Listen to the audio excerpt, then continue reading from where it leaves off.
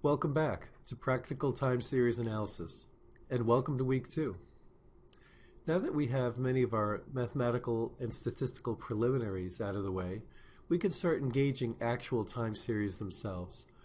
So what we'll do this week is learn how to take advantage of the tremendous insights and intuition we can get just by doing a simple XY plot for a time series, looking for trends, seasonality, and other patterns.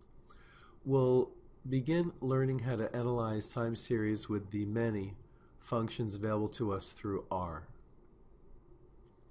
In particular, we'll start looking at the autocorrelation function.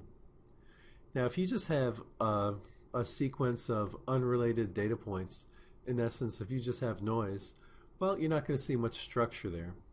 But very often, time series do exhibit a relationship between neighbors that we can describe with the autocorrelation function. And this week we'll learn how to obtain those and how to start using those. We can also get a lot of insight into the processes that generate time series, your so-called stochastic processes, if we can write some software simulations ourselves. And we begin in week 2 writing very simple, but nonetheless useful, simulated data, a simulated time series. So, welcome to week 2.